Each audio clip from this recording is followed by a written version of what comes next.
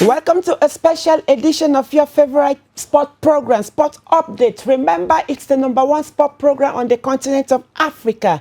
And today I have a special guest, and she's a very special woman, a mother, an entrepreneur, a technocrat, capacity building expert, a motivator, and a lover of sport, especially basketball.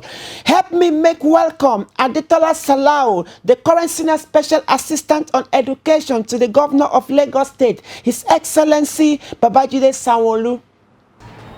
Good afternoon. My name is Adetola Salau, and indeed I am the Senior Special Assistant on Education to the Executive Governor of Lagos State, Mr. Babajide Sanwo-Olu.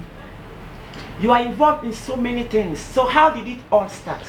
Wow. How did it all start? Yes, it all started from being raised in a family, in an environment that, how will I say, holds up education highly. All the way back to my grandmother, my mother's mother. She valued, you know, she's no longer with us. She valued education so much. She treasured it. She loved to hear me read to her. She loved to hear about what I was doing in school. She loved to hear about what it is that I wanted to do in my life and how I was going to add to society. So it's actually a family trait from the family background, and of course my parents were also aware, because my dad has also passed. He's no longer with us, but my mom is with us, but she's retired, and they were professors, so they also hold, well, in my mother's case, still holds education quite highly. I tell people that right now I'm working on my doctorate, and my mother's 3 questions when she meets me are, so how are you? How is work? And how is your schoolwork going? Massive. Yes. It goes to show that she treasures education. Oh, she treasures massively. It, yes. And you love sports, but the amazing thing about you is your desire to make sure sport goes side by side with academics. Yes, of course. The reason is you need to understand that a child is not just one facet. A child is holistic. A child is its entire being. And that entire being is comprised of different parts. And if you look at the way the human brain is structured, even the body is structured, I have this phrase that I put on my WhatsApp all the time: healthy mind, healthy body. The mind has to be healthy, the body has to be healthy. And part of the body being healthy is being active. That's sports. And you know, I still come back again to my parents. You see, that's why I tell people that parents are very, very important in raising children.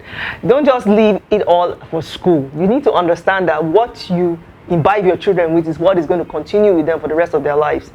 My father used to take us out, that's myself and my siblings. He used to take us out, he used to go and play tennis in the evenings on the campus. He used to take us for walks. And it's so funny that years later, I'm doing the same too. I take my son for walks. I go with him to go and work out, you know, and then play basketball. I might not really shoot, but I encourage him. He teaches me different terminology. He shows me different plays. He's constantly playing and replaying his podcast so that I can join him to understand and listen. So I tell people that it's so funny that somehow basketball, I'm learning it by osmosis. I'm learning it by him sharing it with me. So my dad started doing that, and then years later, I'm doing it too.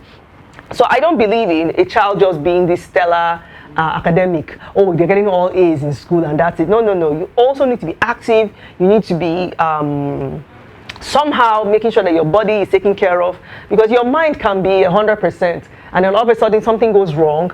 Unfortunately, you know, our bodies are machines. Sometimes they break down. But if you are not already in the right condition or conditioning, you can fall apart.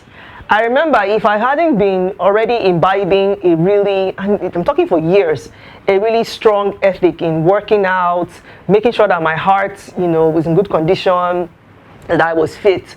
when I was ill, I would have easily fallen apart. But because I already had that conditioning where I was fit, my heart was in good condition, my blood pressure, everything was okay.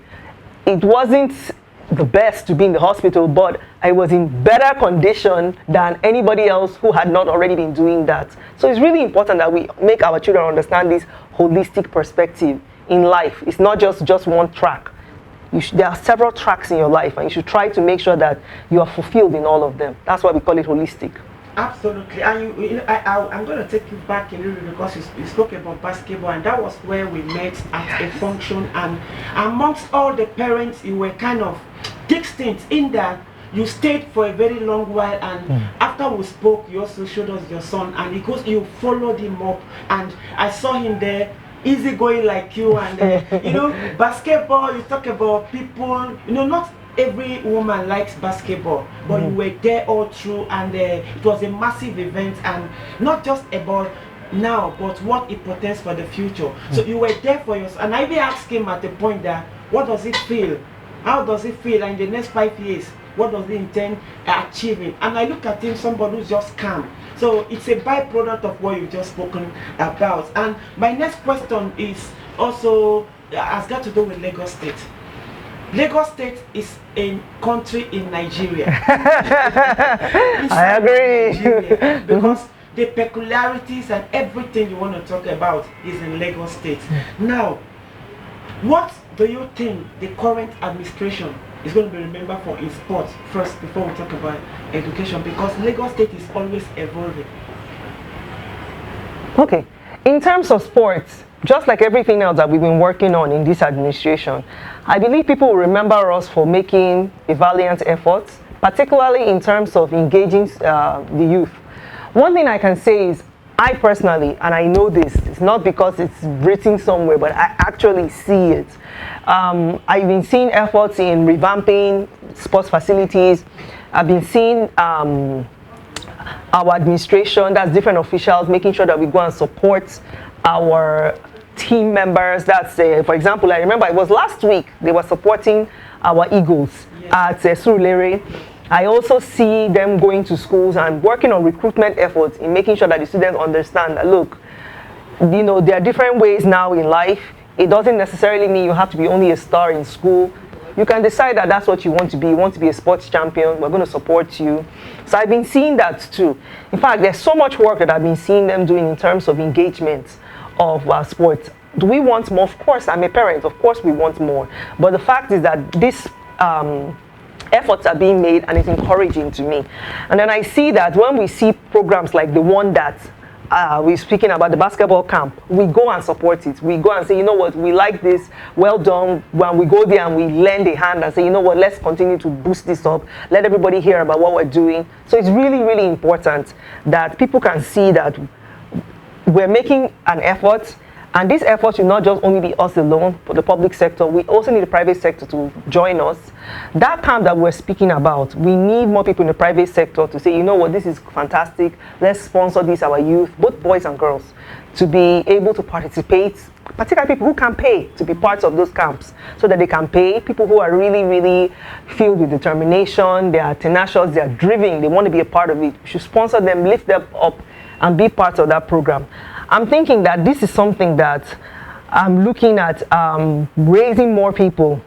I'm thinking about this Christmas break against Easter break next year, to make a drive for more people in private sector, my friends, people who are interested, to sponsor our youth to be a part of camps like that.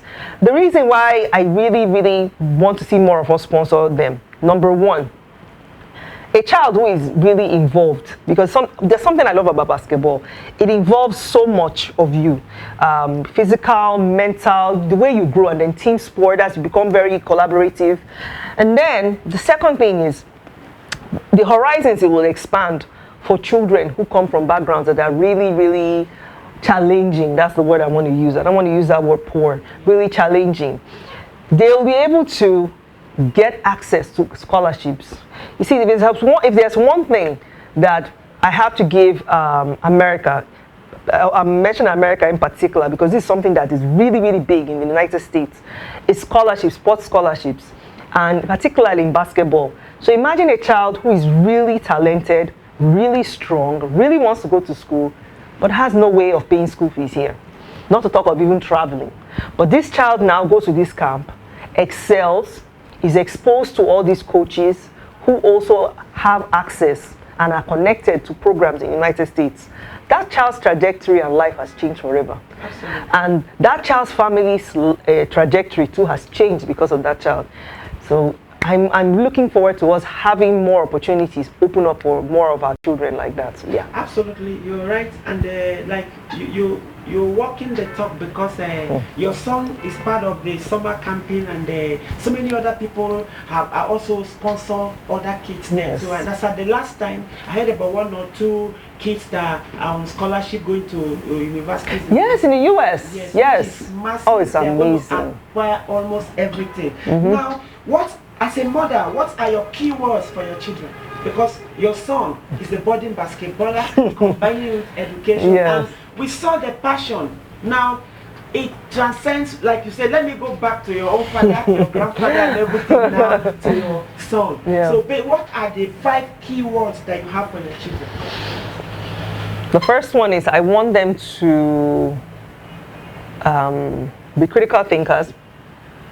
I want them to learn how to think for themselves. I want them to be able to take things apart and be able to look in the middle of whatever it is that their situations or work that they are looking at, and be able to be thinkers. I want them to think. Thinking is what is really going to set them apart. See, you want to be set apart for wherever you are. The second thing is I want them to be resilient. This life always throw you curveballs. Forget that. Don't let anybody come and tell you any stories. I don't care who you are.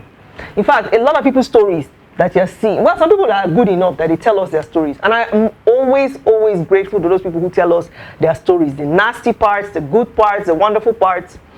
But the truth is, a lot of people, there are so many parts of their stories that you don't know. And let me tell you, a lot of those stories are not nice. But guess what? They still get up in the morning, they put on their clothes, they get going, and they do what they have to do. You have to be able to do that. It's very important.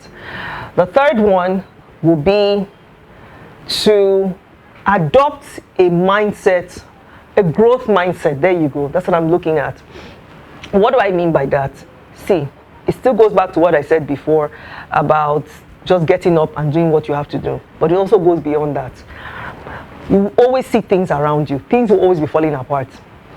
But you have to determine within you that, you know what, I'm going to look for good in each of these. I'm going to look for lessons in this. Why am I saying that right now? I woke up this morning. Gas is going to be 10,000 naira, 12.5 kg. This is happening, that is happening. It's easy to get bogged down and say, my God, what can I do?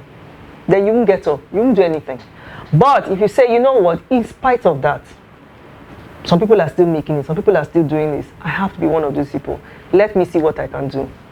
Somehow, I believe, even if it's that small window or that small door, something will open up. I think that's the third one I've said, right? So the fourth one is, see this life, nobody is a singular champion. Even the so-called stars, somebody lifted them up, and that's how they got there. So you need to be aware when you are interacting with other people that this network of people are the people who are going to lift you up. So you need to be very careful in interactions. You need to be careful what you say. You need to be careful how you treat people. You need to be very, very, very careful. This is something that I keep learning, and I'm still learning every day. So I want to say, be very, very, very smart about carrying people with you. You don't know where those people are going to take you. The last one would be to take care of yourself above all else. Nobody is going to take care of you the way you are going to take care of yourself. So as you get older, you become a young person, then a more maturing person, then you finally become a mature adult. You are the one that's going to be there for yourself. Not your mommy, not your daddy. Even if you get married, your husband, your wife, whatever, it's you. So in the end, it really comes down to you. The buck stops with you.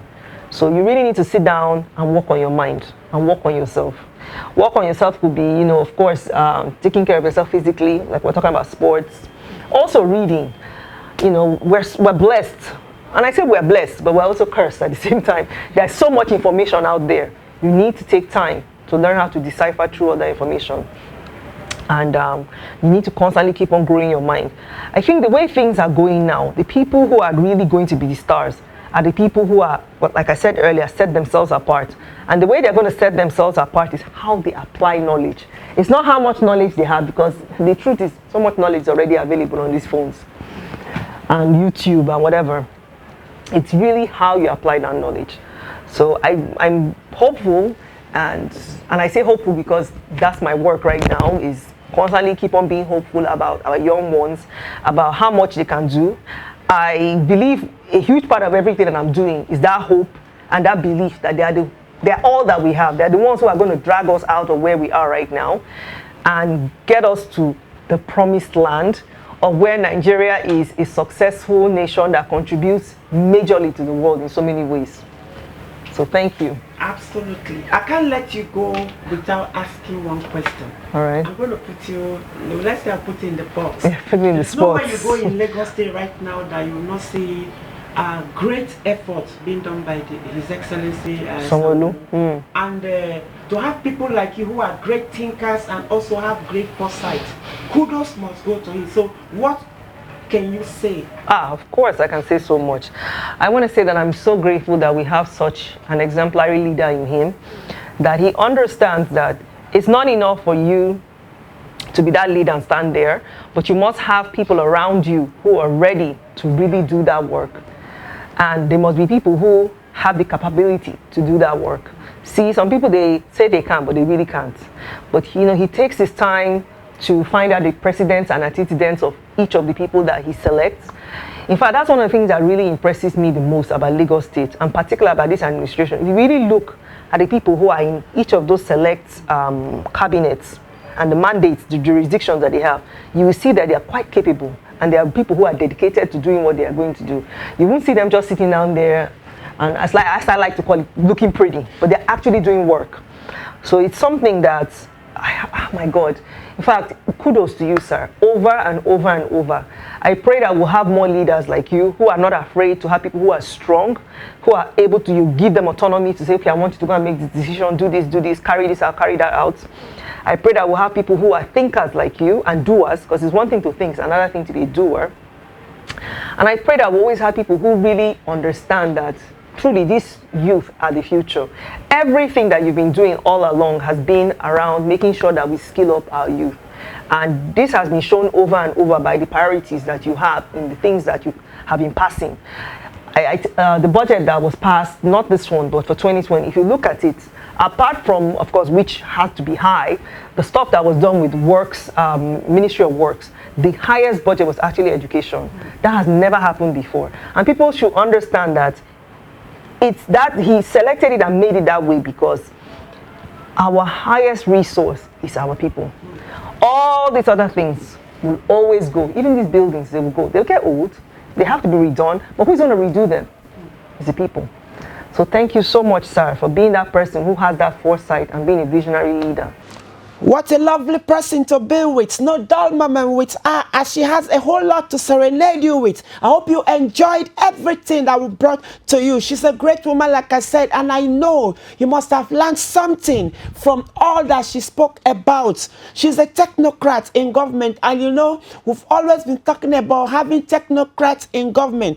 But you can be part of the show by sending your comments to the number on your screen. Special thanks to my executive producer, Mrs. JT Fasui, my cameraman and producer Shehu Awe, who did a yeoman's job to make sure you get something beautiful to serenade you with. Next week is another special moment for you to stick to the station Organize and CSC Television, and also we have a surprise guest for you next week as well.